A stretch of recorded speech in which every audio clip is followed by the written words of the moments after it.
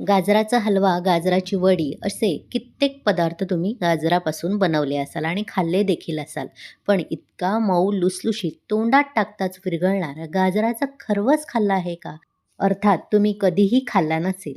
कारण ही एकदम वेगळी रेसिपी आहे आणि तुम्हाला शोधूनही सापडणार नाही एवढी इनोव्हेटिव्ह रेसिपी आहे. व्हिटॅमिन ए युक्त हा गाजराचा खरवस अजिबात दूध, चीक किंवा साखरसुद्धा न वापरता कसा बनवायचा याची साधी सोपी पद्धत मी तुम्हाला सांगणार आहे आणि स्वस्तात मस्त असा घरच्या घरी खरवस तयार होतो.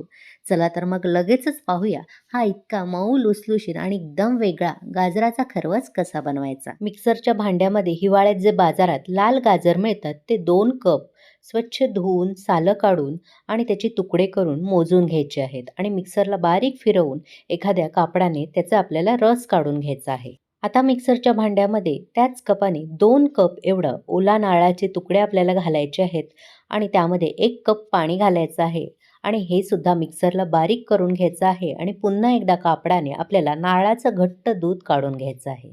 आता ह्या मिश्रणामधलंच 2 पळी मिश्रण आपल्याला बाजूला काढायचं आहे आणि त्यामध्ये 2 मोठे चमचे भरून कॉर्नफ्लोअर घालायचं आहे आणि एखाद्या चमच्याने व्यवस्थित गुठळ्या मोडून कॉर्नफ्लोअर आपल्याला मिक्स करून घ्यायचं आहे. आता गाजर आणि नारळाच्या रसामध्ये पाव कप थोडासा वरती घट्ट भरून मी बारीक चिरलेला गूळ घेतला आहे तो यामध्ये घालायचा आहे आणि हा गूळ व्यवस्थित एखाद्या पळीने मिक्स करून घ्यायचा.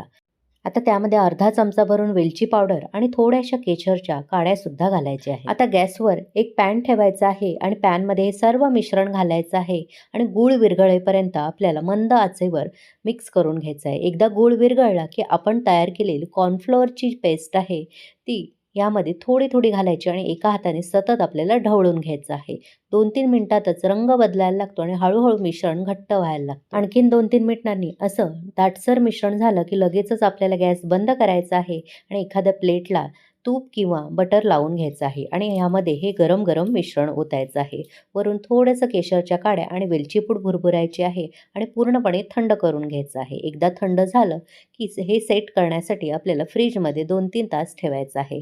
फ्रीजमधून काढल्यावर पूर्णपणे सेट झाल्यावर ह्याच्या हव्या त्या आकाराच्या वड्या काढायच्या आणि सर्व्ह करून घ्यायच्या. रेसिपी थोडी जरी आवडली असेल तर रेसिपीला एक लाईक करा, जास्तीत जास्त लोकांना शेअर करा आणि पूर्ण डिटेल रेसिपी टिप्ससहित पाहण्यासाठी खालील दिलेल्या लिंकवर क्लिक करा.